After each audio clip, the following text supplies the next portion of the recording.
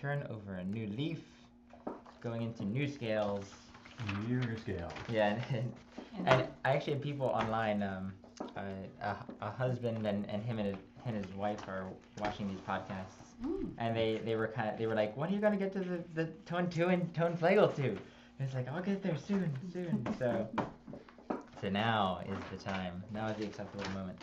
In fact, some of the music at the Royal Hours was just stuff I'd never heard before, and but it was actually really good because over time I started going, this is really forcing me to step up my sight reading. Yeah. With it, when some of it was more complicated too. Some of those rhythms were really like. Yeah. They threw in a tree gorgon on fire. Oh my god. No, it was more complicated stuff. And one of them, we didn't even do the complicated one, which is kind of funny. Well, I don't have a complicated one. Like the one in Greek, they can go on. Like when I was on Mount Athos for Theophany at the monastery, that I didn't realize that this was their second biggest feast. So everyone goes there for this feast. So they have the big chanters and things like that. But I was at a previous monastery for the Royal Hours, and the 9th hour, the hymn of the 9th hour, is the one that everyone waits for. Like it just takes forever, and it's this big hymn.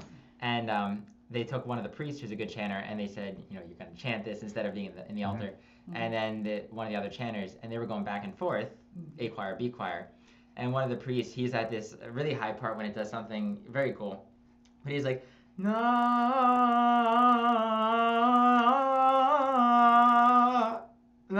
and like his voice, like he had to swallow or something, like a little crack, and you hear a bunch of the monks go, oh. They were waiting, like there's like moments that they're waiting for all year, and like no, and it's like it's kind of like when your team is like that final 3-pointer, and it's kind of like, and then it hits the rim and bounces off. It's like it was so close from half court, So it was funny moments when it's kind of. Did we walk out when it happened? Next year. Come back next year. Yeah, exactly. You're getting a little bit too close to a sensitive area for me, so okay. That was, we had some fun times. But yeah, so that's Plagal 2 and Tone 2, and we'll talk about them briefly, and then we'll read through some stuff, and we'll talk about the scales.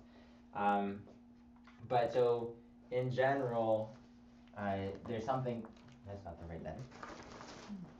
There's something called the chromatic family. Oh, good. Maybe I'll finally learn these intervals.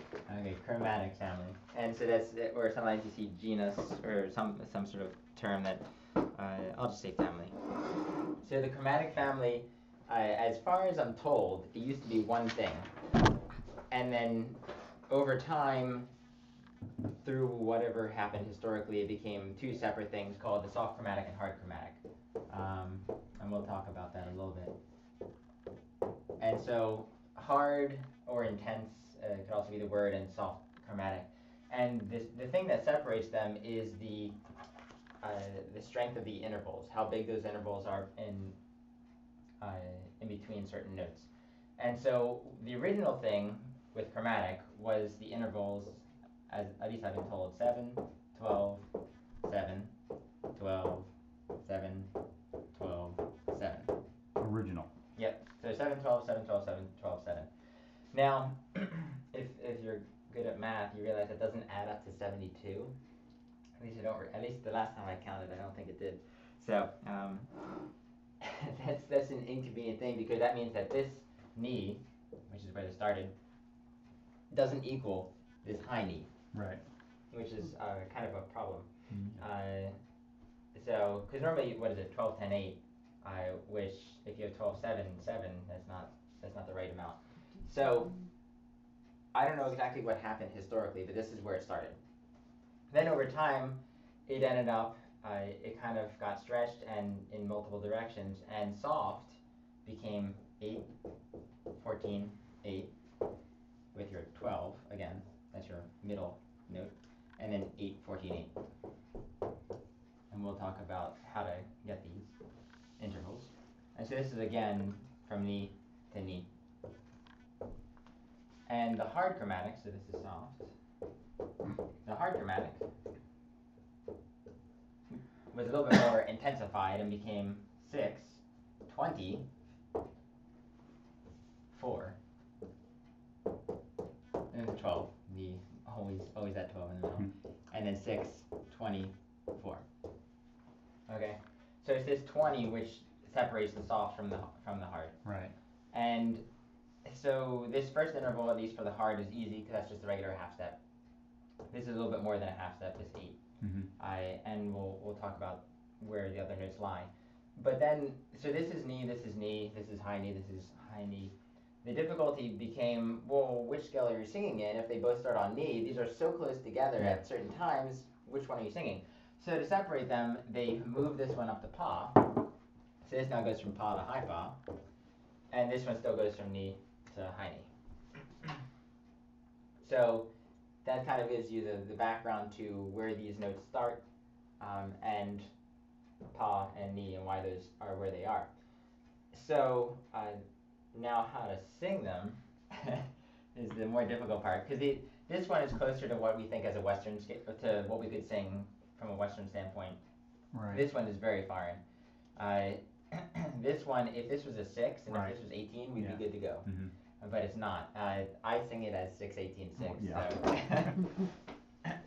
So. So the thing to note is that, so this is pa vu ga di ke zo ni pa. So it's essentially, we'll eventually get that 4 somewhere. It's close enough that 2 interval of 2, it's hard to hear to begin with. So I'm not going to split hairs there. This one, since we're starting here, this is ni pa vu. So if this is pa and this is vu, this interval is 8 and 14, which gives you 22. And if you look at the diatonic scale, which we have been singing, is 12, 10, which is also 22. So the interval between ni and vu is the same. It's just a matter of where pa is placed. So if you have ni pa vu, just that slight flat, ni pa vu, just that pa changes its location. So long as ni and vu are in the same location, it's just wiggle around pa a little bit lower than you think it should be. Not a full half step, but almost there. I guess 2/3 of a half step. And then ga is in the same place, because this is 12, 10, 8.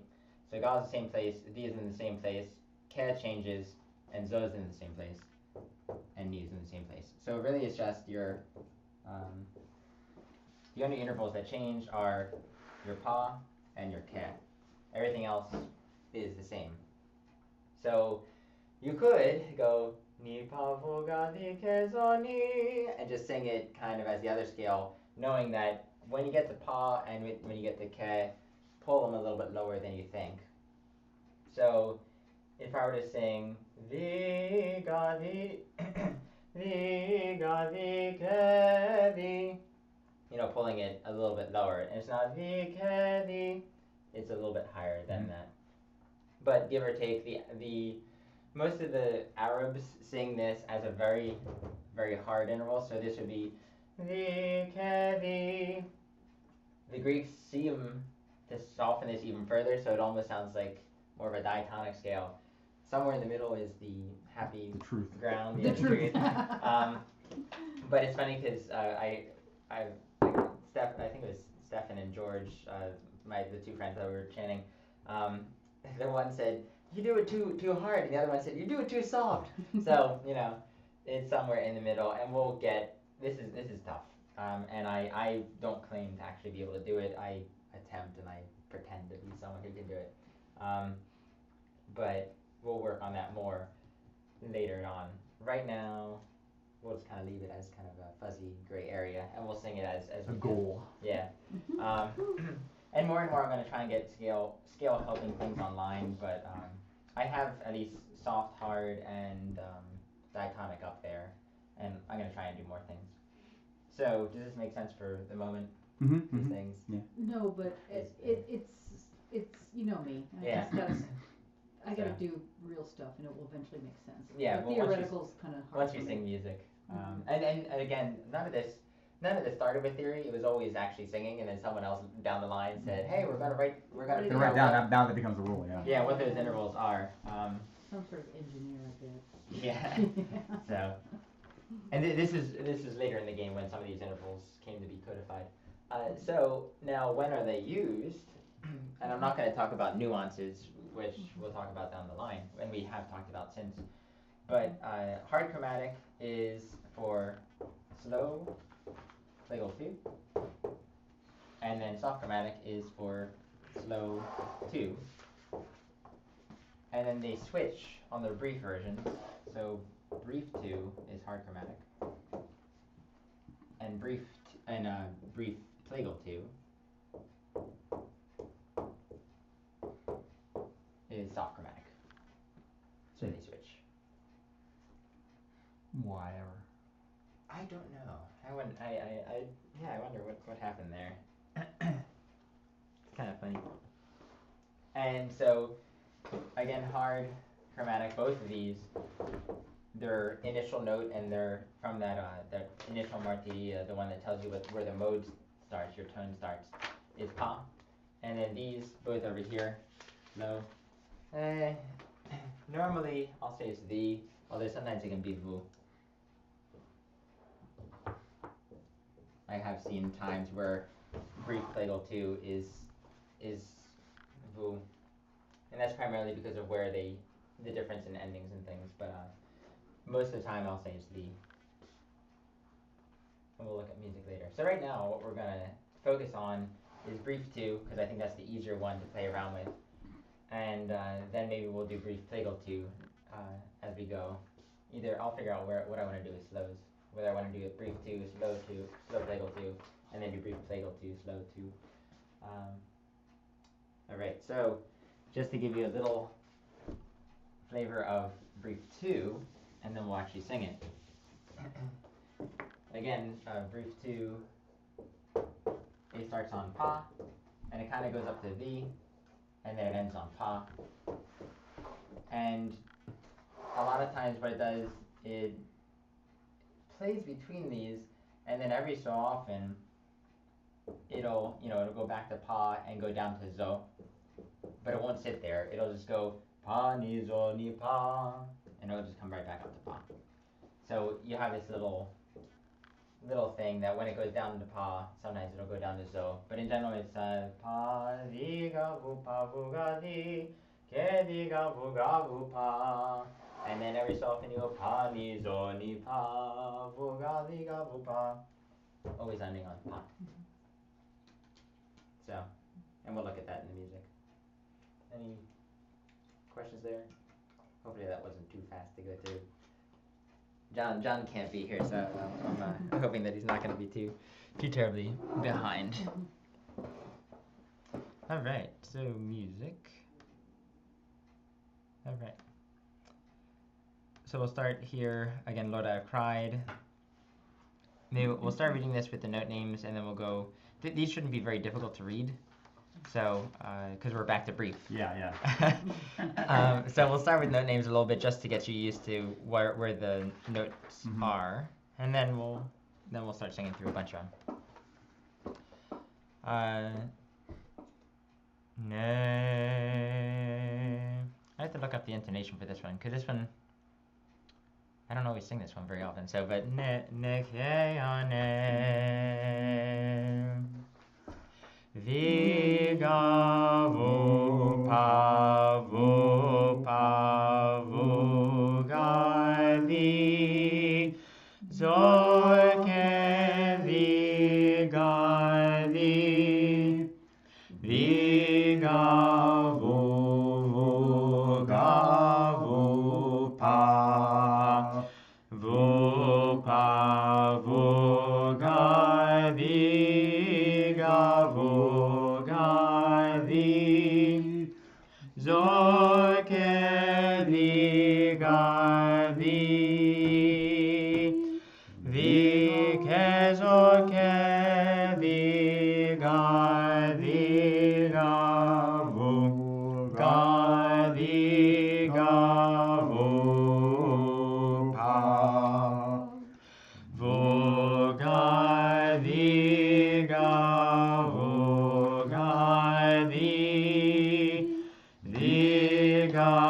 vu pa ga vu pa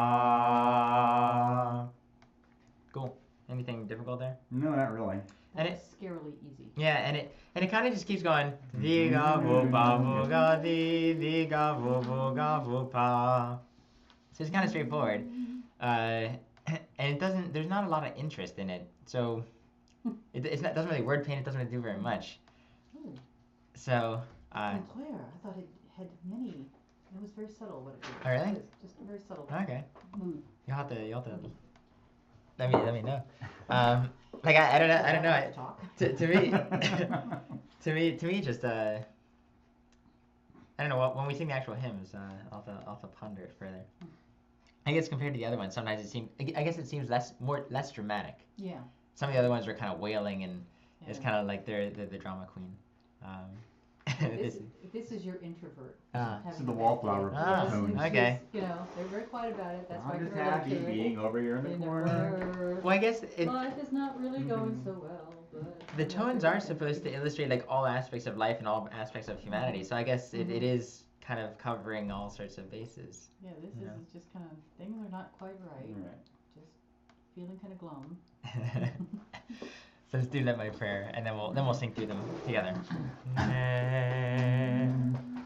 Pavu gavi gavu pa pavu panizo vu pa pavi gavu pavu gavi vi kezo kevi vi gavu pavu gavu pa. Yeah, not. Yeah. So and then you get the little and you if you notice it's pa, it's a lot of pa. Every song you get a pavu gavi and you hold that. And then we got the one pa nizo pa. And that you will hear all the time. Pa nizo pa. So get used to that. Okay. Let's just sing it through. Okay. And this one, sometimes you can pitch it up even higher because it doesn't really have a very expansive range. And going down to the zo, sometimes you want to bring it up a little bit anyway. So maybe we'll bring it up a little bit. You don't gotta worry about like going over somebody's range. Yeah, if you do Plagal 2, which is still from pa, that one you want to make sure that your pa is okay because it'll go low and it'll also go very high. So that gets tricky. So, but this one it doesn't really matter. This is on a lazy day when your voice is feeling vocally tired. So Trot out brief 2 and you're good to go.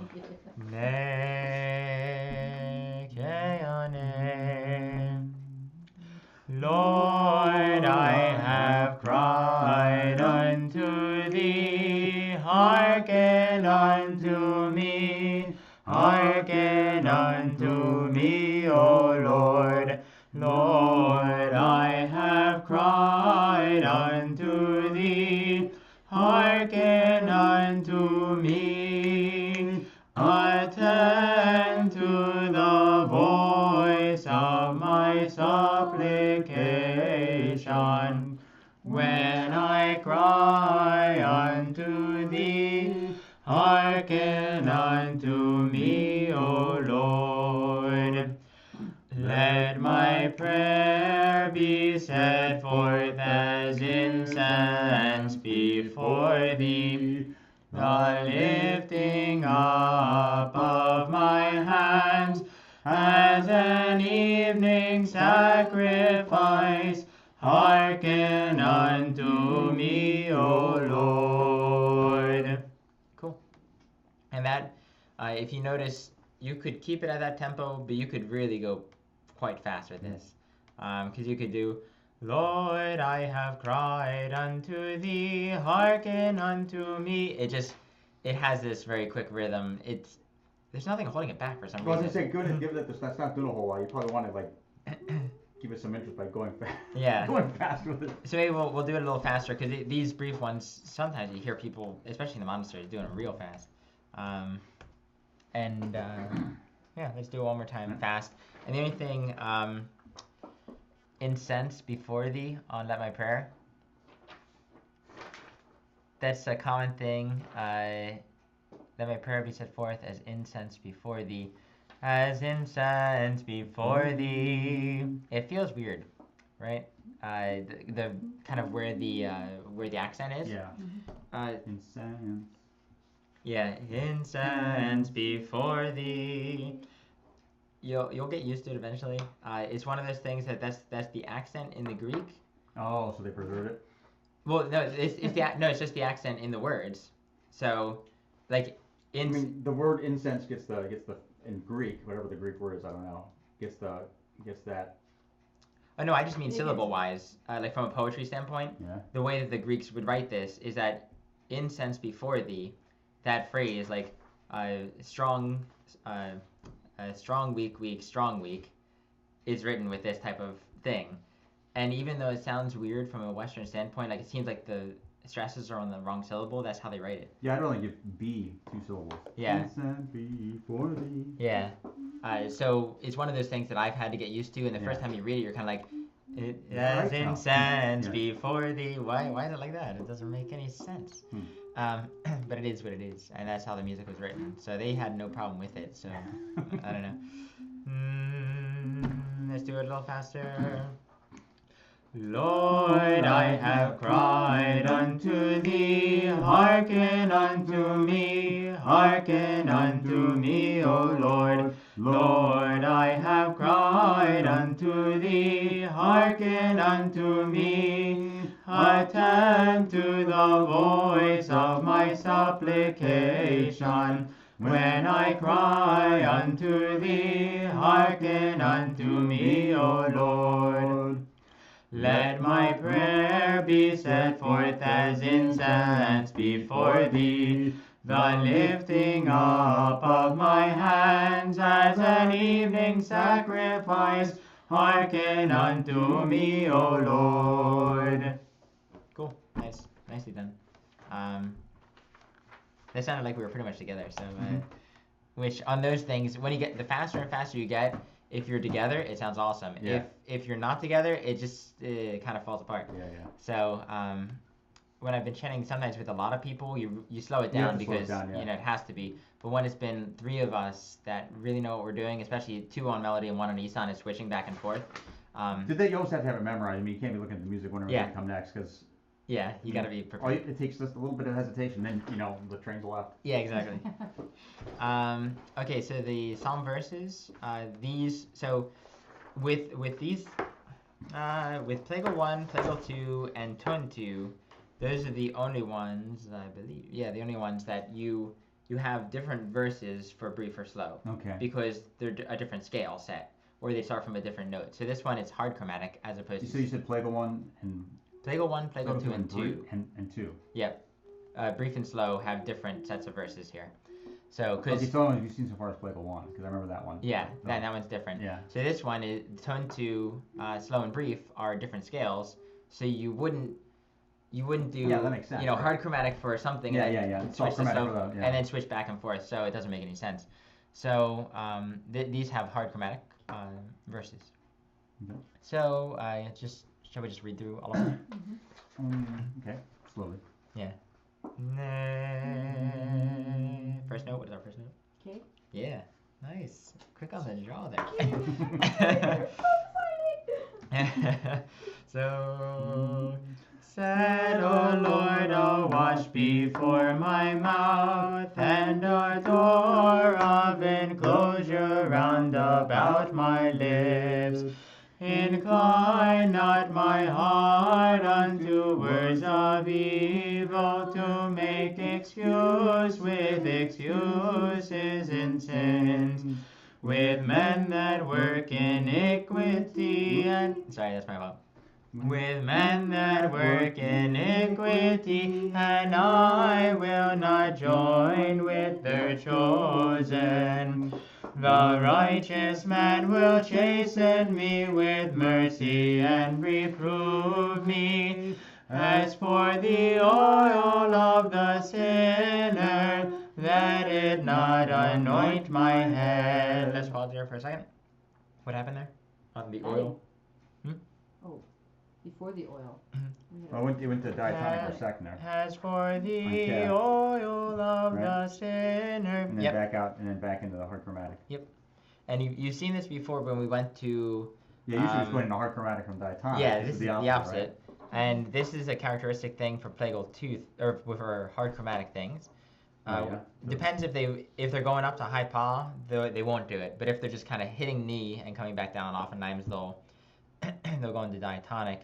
And we saw this with, O Lord Jesus, unto thee the Lamb doth cry with a great voice, O my bridegroom, thee I love. That one, it does the diatonic there and goes right back into hard chromatic. Just that melody does that. Okay, so continuing, number 5.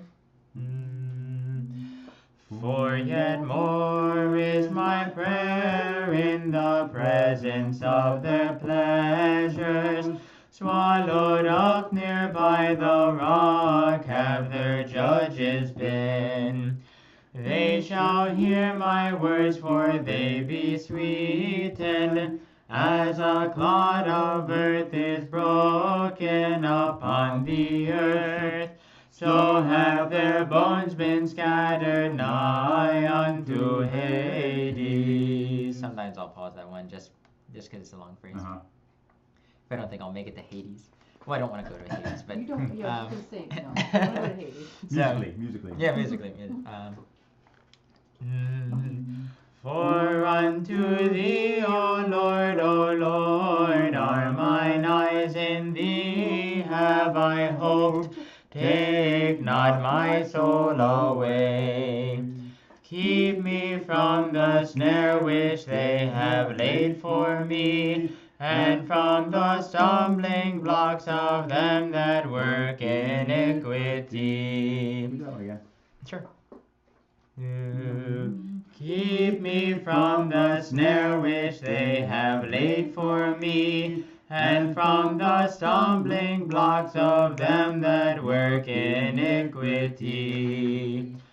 The sinner shall fall into their own net. I am alone until I pass by. And that's weird because the way that I would phrase that is I am alone, and they did I am alone. So this is again composers and the, I don't want to say frailty of English, but we have no accent marks. So some languages you know exactly where they're accenting. Here it's kind of subjective. So that's the right word, right? Subjective. It's up to the person. Yeah. Subjective. So yeah. So the sinner shall fall into their own net. I am alone until I pass by. I wouldn't do that, but I didn't write this. So number 10. With my voice unto the Lord have I cried. With my voice unto the Lord have I made my supplication. I will pour out before him my supplication. Mine affliction before him will I declare. You gotta be quick on the draw on that one. Yep. When my spirit was fainting within me, then thou knewest my paths. In this way wherein I have walked, they hid for me a snare. I looked upon my right hand and beheld, and there was none that did know me. Flight hath failed me, and there is none that watcheth out for my soul. Sure. Flight hath failed me, and there is none that watcheth out for my soul. One more time, or? Yeah. Flight hath failed me, and there is none that watcheth out for my soul. I have cried unto thee, O Lord, I said, thou art my hope, my portion art thou in the land of the living. I think I missed the switch in the heart into diatonic there. Sure.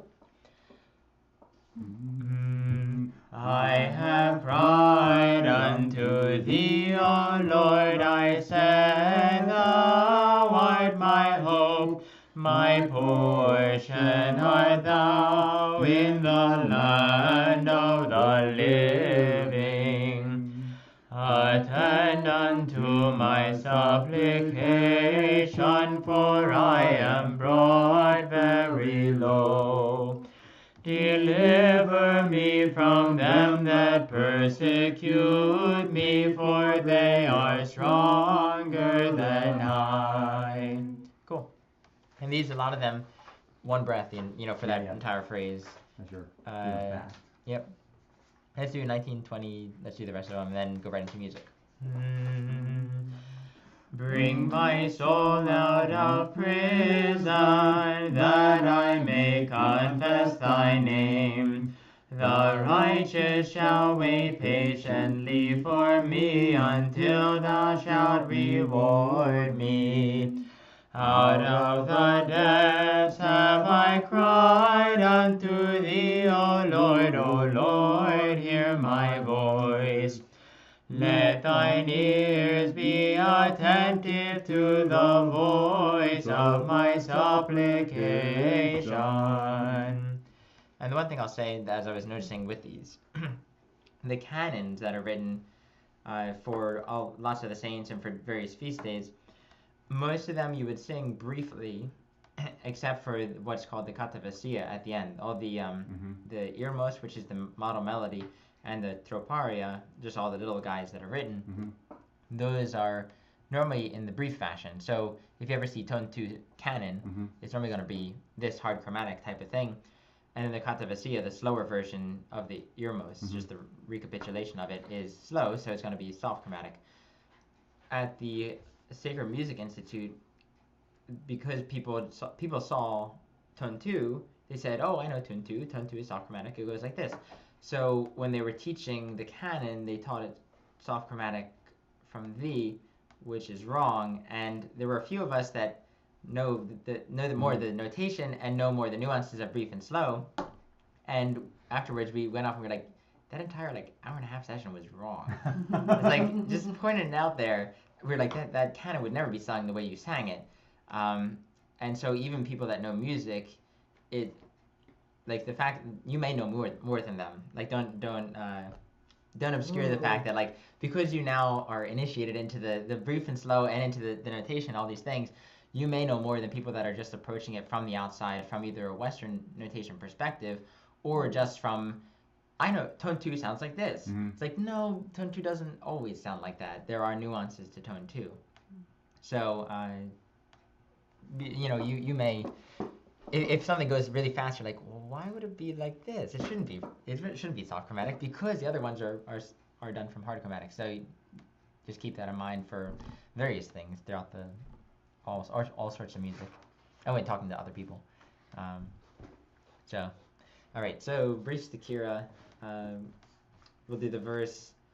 I think we'll go back and forth. Do one. Yes. This thing, no others are to sing in church besides the canonical cantors. What is a canonical cantor? So, so this is a funny. Was in the ambo and sing from a parchment. Yes. No, I don't know. I know what an ambo is in the West. I don't know what it is in the East. That was going to be the next question. So, a canonical cantor is one. What happened? So this is a historical thing. Do you want me to go? How deep do you want me to go? Do you want me to? I don't know. What do you as the teacher want? Because actually my roommate was asking somewhat of a similar question about this last night. So. Okay. I don't know. Do you want me to talk about? Let's hear the 5-minute answer. Okay. So, I'll put it on so that people can see me. Okay, I was actually reading up on this recently. There's a history of Byzantine, like a brief survey, which is like 25 pages, and it goes through a lot of these things. And I heard a lecture on this, and they were talking about what happened between the early church and now, and what happened between the Jewish church, because it's still a gathering, and the Christian church and things like that. And there's certain things that we don't know, but what we do know is that as early as the 2nd century, things were sung antiphonally, and that most everything was congregational, and a lot of times it was, like let's say Psalms, somebody is leading they sing a psalm, they chant a psalm verse, and everyone responds with the original, like the first verse. So it's kind of this back and forth refrain calling out, kind of the similar way to like spirituals and how things are done in certain modern churches too. But and we still do this in our church where we have like a communion psalm verse, and then we chant the rest of the verses of the psalm in between it.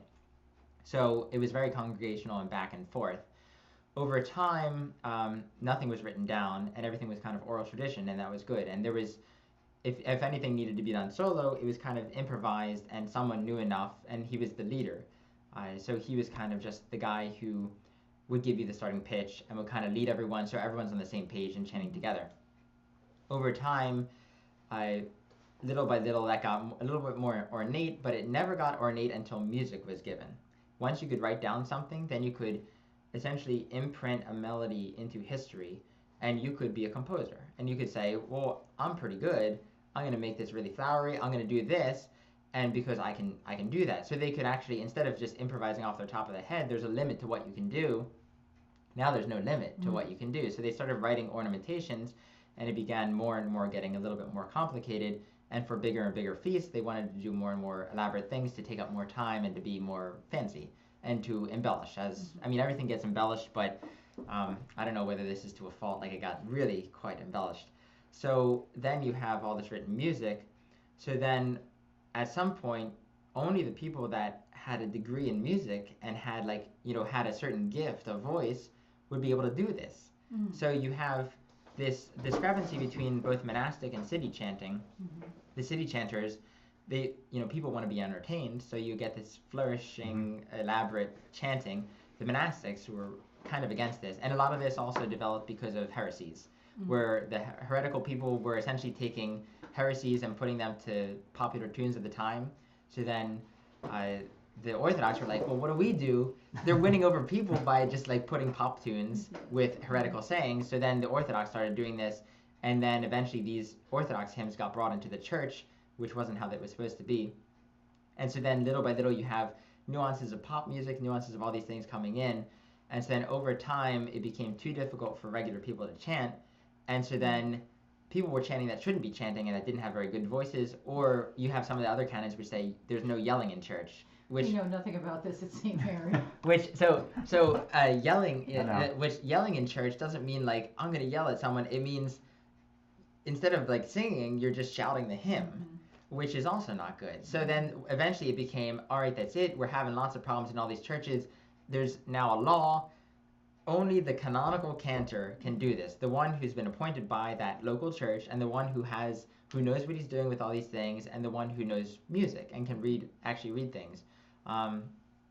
Not to like stifle other people singing with it, because I think people still sang, but it was like, if you're gonna be up on, and the ambo, just to get to that point, it's the elevated portion, because essentially there's the nave, which is the whole boat area where the people are, and then there's the bunch of steps, and the ambo is that elevated portion, which is where the chanters would be on one side, on both sides.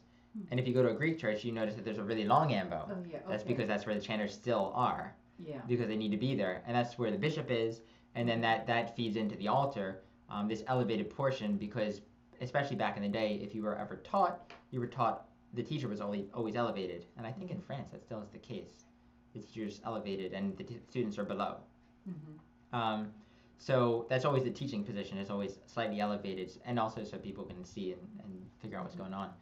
So that's the ambo, and if the prayer before the ambo, which the priest says at the end of every divine liturgy, if you notice he comes down and stands at the bottom of the stairs. Yeah. And so at St. Mary's we don't have very much space on that ambo to chant, so we're kind of close to the ambo. And then from a parchment is from music. So you're not just making up things, because at some point the music is kind of like, if you're improvising, that's great, and if everyone else is improvising, that's great. But the minute you start writing down things, and now there's compositional rules, and now people are composing in a certain style, now you should probably be chanting from a parchment, so that you're not just making up things, because there are certain ways of chanting, and certain ways, we don't want you being dramatic for drama's sake, and bringing people to tears. There needs to be a sobriety. So you chant from music, so that no one can come up to you and say like, what are you doing? you're just going off the top of your head, you're performing up here. And it's like, no, there's a piece of music. I'm reading what has been set down throughout the centuries. And eventually what you end up doing is that people, same with iconography, there's no rules per se, but there are still rules. There's boundaries. There's a hedge that's been, you can do this, you can't do that. And Christ, the reason why we always know what Christ looks like is because Christ, there's a tradition of what he looks like. The same with the music. There's a certain way of doing it, and that has to be within certain boundaries. So you can't just go up there and chant whatever you want. And so that's where music comes in, that it gives boundaries to the chanter, that within the music there's wiggle room, and you can kind of interpret and embellish and pull rhythm and pull tempo a little bit. But there's still the music. You can't just do whatever you want. So that's where you get partly, you need someone who knows what they're doing, because we can't just have someone up there who can't singing, because this is chanting is to cultivate an atmosphere of prayer, and that's its major thing. So, but then at the same point, it's supposed to cultivate an atmosphere of prayer. So now the chanter's supposed to be chanting from a parchment, because they're not there to be a performer. Right. They're there to pray and to let other people pray. So that's I don't know if that was 5 minutes, or is that 5 minutes? Yeah, 7. Okay, cool.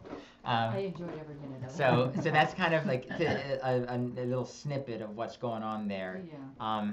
And that it's funny because it gets difficult, because then where's congregational singing? And a lot of historians lament the fact that with this embellishment and with all these things, congregational singing went out the window. And a lot of Greek churches you go to, no one sings at all. I was all by myself. Yeah, I was last night at a Greek church, and I was singing Isan, and people were like, there weren't many people there, so but it was funny because we don't do that. somebody looked behind, and I don't know if they were just looking because they were like, wait a minute, he can sing, or wait a minute, what is he doing? Yeah. Why is he sitting here? He should be up there. Yeah, and coming in with a black robe doesn't help either. Try being at a Greek church with wearing a head covering and doing the Isan. Yes, Yeah. I stood out. But yeah, and it's funny because even in Greece, a lot of times there was one church that I went to that everyone chanted, and it was really weird, and it was but it was all women at that church essentially, and I was one of the few guys, and it was very neat because everyone knew what was going on, and that was for the proclasis, so everyone already knew all the words and everything. But most everything, it's a whole different world. Here in America, everyone wants to sing along and wants to be involved and everything. In Greece and certain other places, you go there to pray and to be taught or something like that, and not to be involved. And so it's a different kind of atmosphere. It's a very different thing, and both are good. I think it depends on the culture that you're a part of. So yeah. So that's and over time I guess we'll talk more in depth about those things, or I'll send you the link to one of the lectures that I thought was there are many discussions brilliant. that need to go on around this topic. Yeah. So second mode, bring my soul out of prison. We'll do this one on Nipavu, and then do it with the words, and then the second one, and I think that's as far as we'll get. Okay. And we'll do that one just straight up. So bring my soul. Bring my soul out of prison, that I may confess thy name. Easy enough. Pavu gagavu pani pa. Pavu pavu gadi kevi kezodi kevi. Diga diga vu ka pa vu ga vu pa. Pa diga vu pa ke di. Diga vu ga diga vu pa vu ga diga vu pa ni pa. Vi ke zo ke diga diga vu pa vu pa. Cool. Any difficulties there? Not really, no. Yeah.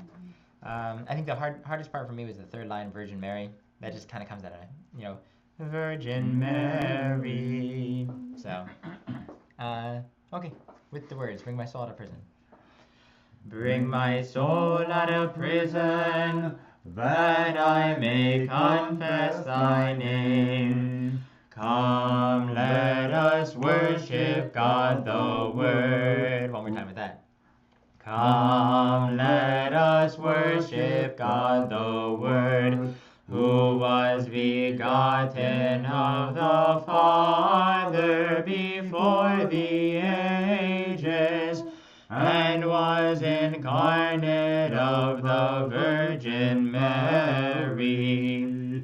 For having endured the cross, he was delivered over to burial as he willed, and arising from the dead, he saved me, the erring man. Erring man. Yep. And if you notice, there is word painting and arising. It's word painted, but it's subtle. It's soft. Keep going. Yeah.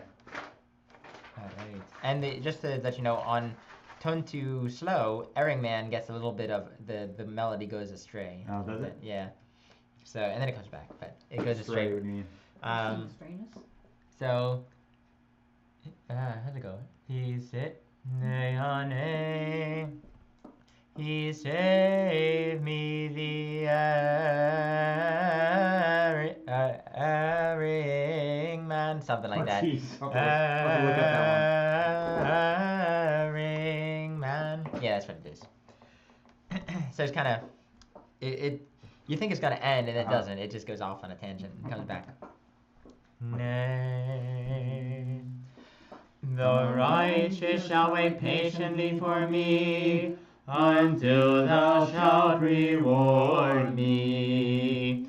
Having nailed to the cross the handwriting that was against us, Christ our Savior hath blotted it out, and hath destroyed the dominion of death.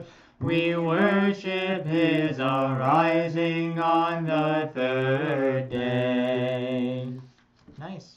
Was that good tempo? that was Too fast? Too fast. slow? Is that good? She gave me the skull eye. Well, I'm sitting here and I'm going, this is so clearly a woman in love. I mean, she's lovesick. And you all want to run right through this. It's like such a guy thing. That's funny. I know. Male monasteries. Yeah. But in the female monasteries, they just... Yeah, I wonder. I'll have to go. It's very interesting if you ever get a chance to go either to Whitehaven, Pennsylvania. There's a female monastery that apparently they're very good at chanting. I've heard. Where? And Whitehaven, Pennsylvania. It's up near Allentown. It's a Greek one, isn't it? Yeah, it's a Greek monastery. Oh, near Allentown? Yeah. Whitehaven. Okay. Yeah, Whitehaven, PA. And they're very good at chanting. I've heard. And then some ones are better than others. And then there's one in Kenosha, Wisconsin, and their abbess was a famous chanter in Greece. And then became a nun and is over there, and she wonderful voice. But she's one, she's chanting. She's not chanting in her chest voice. She's chanting up more in her head voice, and so it's not this heavy like whatever. It's just kind of floaty, and it's very nice because all the nuns there chant, and it's not all the nuns, but they a lot of them chant, and it's a whole different thing to be there because they're the ones in charge. This is their thing. So, verse number 3, secure number 3. Out of the depths have I cried unto thee, O Lord. O Lord, hear my voice. Pa. Pa, pa, vu, ga, ga, vu, pa, ni, pa, pa, vu, ga, di, ga, vu, ga, di.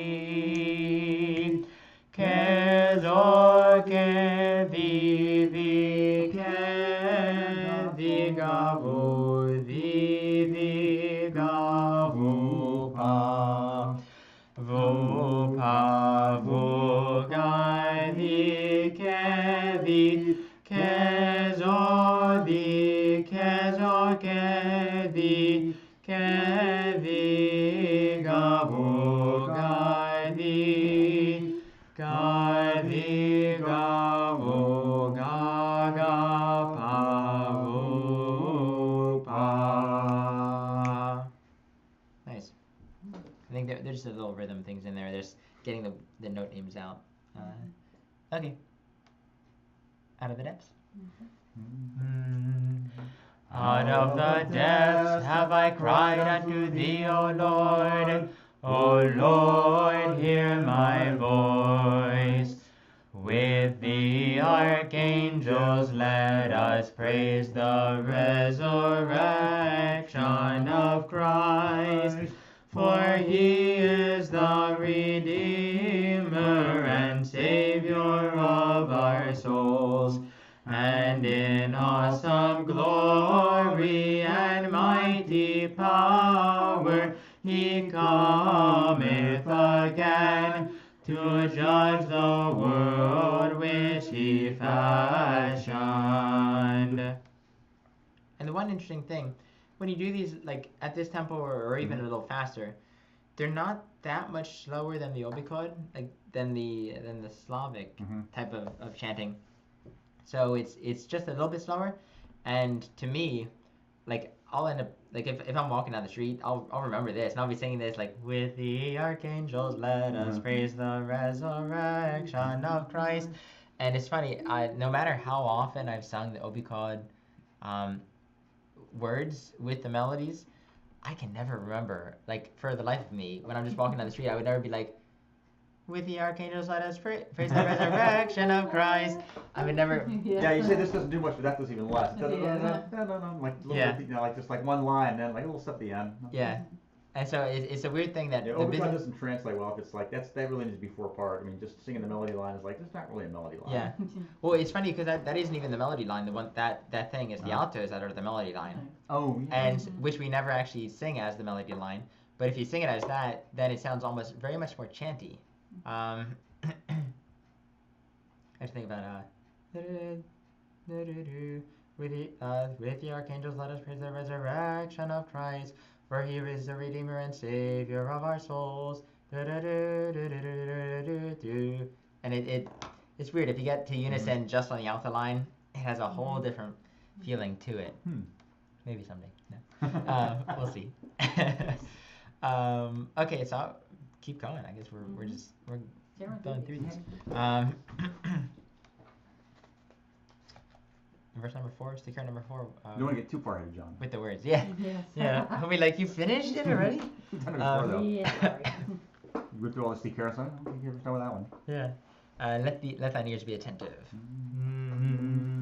Let thine ears be attentive to the voice of my supplication. Thee the crucified and buried did the angel proclaim as Master. And he said unto the women, come behold where the Lord lay, for as the Almighty he is risen as he said. Wherefore we worship thee, who alone art immortal. O life-giving Christ, have mercy on us.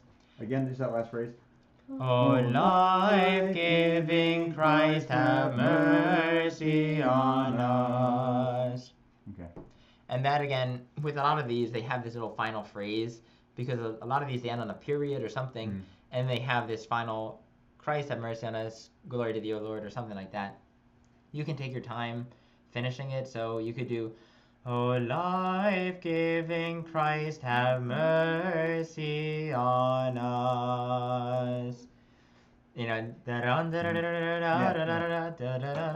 Okay, slow down. yeah, just slow it down. And then, if thou shouldest mark iniquities, O Lord, who shall stand? For with thee. Okay, let's do this one, and then we'll finish. Then we'll be done.